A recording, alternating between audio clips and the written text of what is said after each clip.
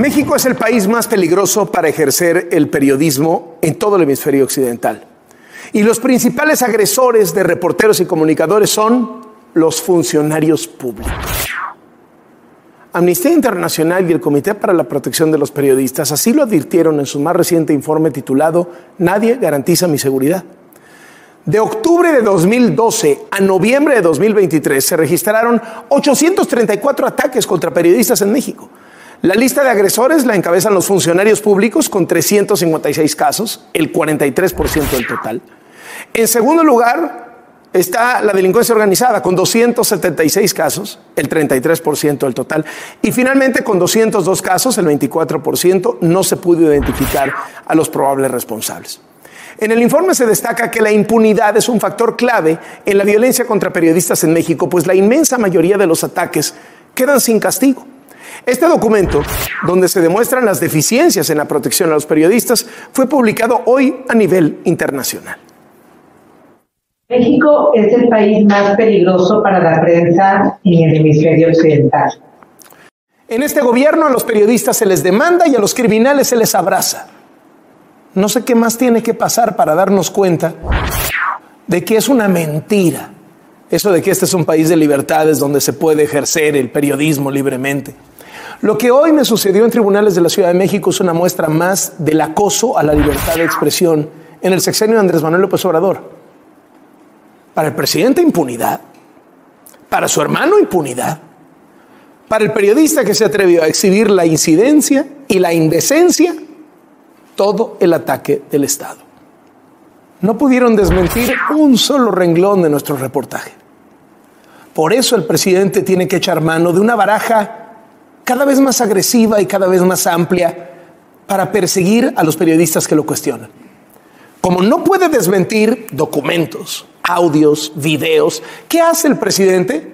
Insulta, revela tu número celular, exhibe tus datos personales, muestra dirección y fotos de dónde vives, manda a sus esbirros a grabarte a ti y a tu familia, niños menores de edad, para intimidarte. Y en cada peldaño de esta escalera autoritaria sale a la mañanera y dice, ¿lo hago?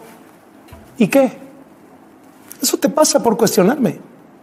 Tengo en la línea al maestro Raúl Trejo del Arbre, quien es analista en temas de medios de comunicación y en general ha escrito muchísimos libros y opina sobre política nacional e internacional. Qué gusto saludarle, don Raúl. ¿Cómo está? Muy buenas tardes.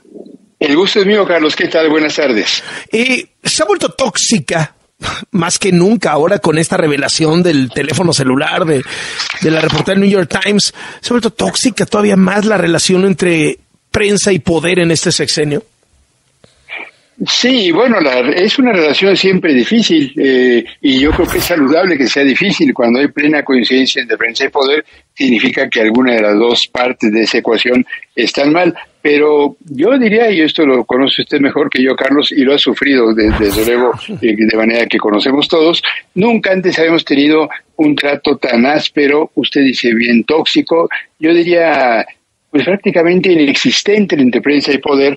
Siempre la prensa es interlocutora del poder político y lo vigila, lo fiscaliza y hace denuncias y el poder político contesta, pero hoy en día prácticamente no hay interlocución, es decir, no hay ese intercambio en el cual unos y otros participantes del diálogo se reconocen como alguien a quien hay que respetar y con el que se puede discutir. El presidente López Obrador no reconoce a la prensa como interlocutora y yo creo que de ahí se deriva toda esta colección de desprecio e injurias y ataques que se perpetran desde la tribuna de Palacio Nacional. Y la reacción del presidente creo que ha sido tan notoria como estridente. Esto de dar a conocer el teléfono de la jefa de la oficina de New York Times en México no fue un descuido. El mismo presidente se ha encargado de corroborar que fue una decisión expresa, deliberada. ¿Y para qué? Pues fue un desplante de poder para decir, miren, yo puedo dar a conocer este asunto y no me interesa que la ley lo considere inadecuado. Aquí el presidente está por encima de la ley, eso considera en una declaración que es como de manual del populista completo que nos hizo el servicio de hacer el presidente López Obrador. Es una amenaza, digamos que con varios destinatarios, un poco para decir, ya saben lo que les pasa si me cuestionan, ya saben lo que les pasa si sacan reportajes críticos. Pues lo mismo te revelo fotografías de tu casa que saco tu teléfono celular y agárrate. Es decir, hay también un intento de mensaje a la prensa en general y no solo al New York Times. A la prensa en general, a los ciudadanos que tienen posiciones críticas, y desde luego sí, este es un mensaje especialmente ominoso en el contexto de lo que ocurre en México con los periodistas, con atentados como el que sufrió Ciro Gómez Leiva, que no se ha resuelto, con asesinatos como los que se multiplican en este gobierno, no empezaron en este sexenio, pero se han incrementado, con la vulnerabilidad que tiene el ejercicio periodístico, sobre todo en los estados del país. Este es un mensaje especialmente ominoso y que yo creo que no deja lugar a dudas. De ahí la reacción, incluso periodistas y comentaristas que eran más moderados y que no eran especialmente críticos con el presidente, hoy en día están reiterando su preocupación ante este comportamiento en contra de la prensa que viene desde la Presidencia de la República. Es un camino autoritario, es un camino que a lo mejor estamos emprendiendo y que tiene, quizá kilómetros más adelante, pero que tiene como destino una dictadura, un régimen totalitario, un régimen de partido único. ¿Cómo lo ve seguir por este camino? Bueno, si se sigue por ese camino, posiblemente sí, pero este es un camino que no resuelve solamente el aspirante autócrata que hay hoy en día despachando en Palacio Nacional, que haya o no condiciones para un régimen más autoritario, depende de quien quiere ser autoritario y también del resto de la sociedad. Y en México, por fortuna, todavía tenemos la posibilidad de que funcionen algunos de los contrapesos que forman parte del Estado mexicano y de su lógica institucional. ¿Para qué hay contrapesos?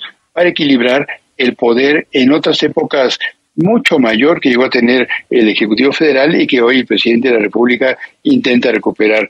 Funciona, aunque con mayoría del partido en el gobierno, la pluralidad en el Congreso funciona y nos consta tanto que esto motiva el enojo del presidente López Obrador. El Poder Judicial, funcionan las universidades públicas, los medios de comunicación antes que nada. Yo creo que de que todo esto siga funcionando depende que se pueda acotar o no el autoritarismo del presidente López Obrador. Muchas gracias por estos minutos. Carlos, buenas tardes, un abrazo, hasta luego. Igualmente, hasta luego. El maestro Raúl Trejo del Arbre, especialista en temas de prensa y poder.